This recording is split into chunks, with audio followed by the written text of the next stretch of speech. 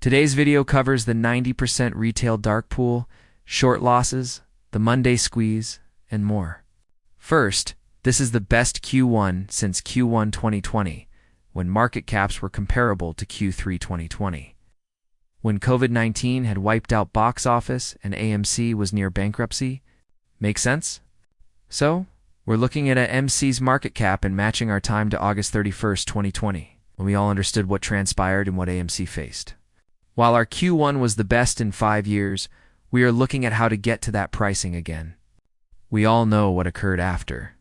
Visible from the spike, so we know this will happen again. But when we talk about AMC's real value, do you think we should be at the same market cap as when we had no business, even though we're more efficient, paid off more debt, and doing well? Again, the solution is obvious. Other considerations include constant buyers. The number of AMC investors has increased. Additionally, institutions want to buy AMC. Naturally, billions of synthetic shares suppress us. First, we should know we are incredibly undervalued. Looking at the fundamentals, I agree that if we had actual price discovery, AMC should be 10 times, 100 times, or at least nowhere near where we are now. Do I think we'll see the same market cap increase following true price discovery when the illiquidity problem happens? In my opinion, sure. However, since more synthetic shares have been generated since then, I predict our increase will be considerably higher. AMC volume is 64 million plus, and the latest figure shows 76% of overall exchange traffic. The stock rose 10% and closed at 6.52 with no news explaining the volume or price rise. Possible scenarios include Ryan Cohen buying shares or an AMC offering. After December 15th, all shorted shares would lose more than 2.11. Let's discuss multiple topics. The AMC volume came in today. AMC rose 6.52%. AMC is up 6.52% despite enormous dark pool use, which we'll discuss later. As we approach 10% territory, that pressure returns. We see AMC prices falling. Naturally, people are speculating that a lot of money is pouring in because of things like Ryan Cohen buying directly or GME buying AMC. Another item could happen this Monday to support this. So listen to that too. You realize it could be big now. No surprise, many institutions want to buy AMC. We suspected a huge merger between GME and AMC and discussed AMC separately. AMC is an excellent opportunity, but a large reason we are experiencing suppression, even though AMC went up 10%, is that today was a day when most stocks were down, including Palantir, which dropped over 10%. Thus, when large stocks lose hundreds of billions or trillions of dollars, those collaterals fall. They worry about keeping AMC. They fear that if AMC doesn't collapse with the market, their position will worsen. Thus, their worry and inability to afford 211. First, it rose 77% off exchange. Imagine no dark pools. I'll elaborate, but we confronted this much volume. It was barely 10 a.m. Imagine how much AMC would have risen without the dark pool. Yesterday, 54 million shares exchanged, yet 81% never hit the NYSE. As shown, today's volume increased. Volume was close to 70 million. We talked about how these days where we're getting so much volume, especially recently, if we weren't seeing an 80-70% dark pool and the market standard 20-30 or lower, AMC will have 10-15% days pretty much every single day until it reaches a sensible price. I want to show pages and pages showing daily 70% plus dark pool of exchange on AMC. You can see it here. This is something I've presented before, but to emphasize. Comparing this to other equities shows how ridiculous this is. A cursory glance shows 54.89% as the lowest percent. It's still pricey compared to other equities. Additionally, this is AMC's lowest. Adding that we're currently seeing 70 to 80% with a 30-day average of 70%. You realize how stupid that is? I mentioned 90% retail dark pool at the start of the film, but we've only seen 70%, 81%. From where comes 90%? This is up over 9%, with 90% of retail trades on ATS. We're looking at trader sites, dark pool flows. In yesterday's video, we showed this before.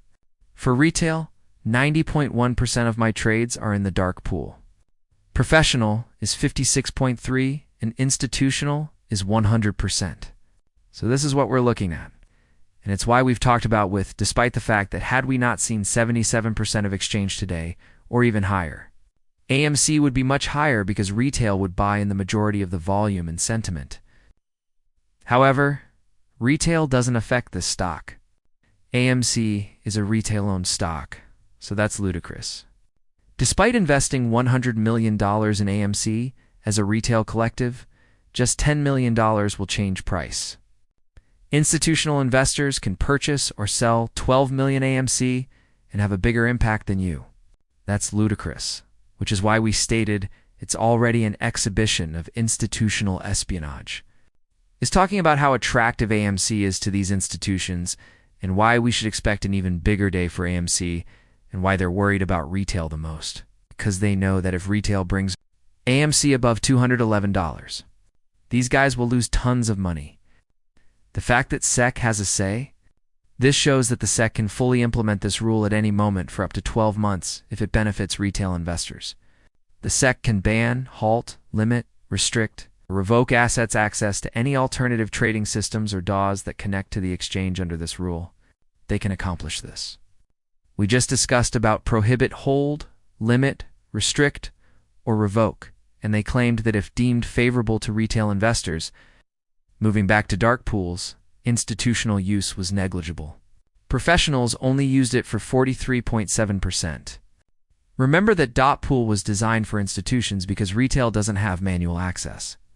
We are not picking dot pool, but the highest retail rate is 90.1%. They say they will do this if it benefits retail investors, yet they ignore us when we mention this. This is about the manipulation that's going, and why shorts don't want us to mention it. These two alone exceed the market cap by 100%. 1.48 billion AMC. 1.48 per share, 707 million market cap, 350 million cash net property assets, and 1.4 billion DC. Conclusion, AMC underprice prediction undoubtedly hurts MOS's rivals. There's more to this because you have to incorporate debt. However, many additional things are involved. I don't want to talk about this blindly in terms of looking at their property assets, cash, and debt, because when you look at papers and valuation, those are things you should be looking at. But how is this company operating? Versus company's future plan. You're also considering those, and we know AMC's plans. I think AMC is underpriced since we know how they operate. Another important factor is that Michael Burr anticipates GameStop stock to rise on Monday if Ryan Cohen announces a deal.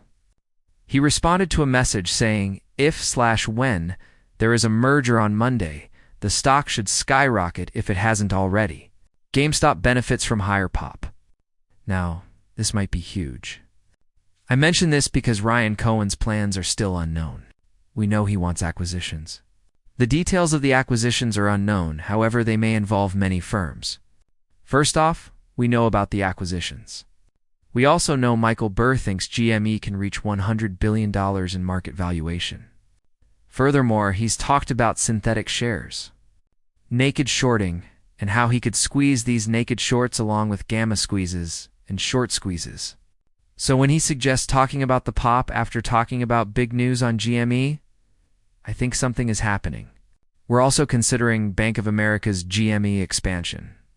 This is what we've said about Ryan Cohen possibly GME buying AMC shares, the acquisition merger. We're studying how institutions buy as much AMC as feasible. Michael Burr hinted to a merger Monday. Bank of America is considering buying GME. You realize how everything is connected. So I think everything right now is circling around AMC and GME. And this acquisition could be a multiple firm acquisition, but it still involves AMC. So people are trying to expand their exposure as much as possible because they know what's coming. Bitcoin is below $72,000 on the other hand.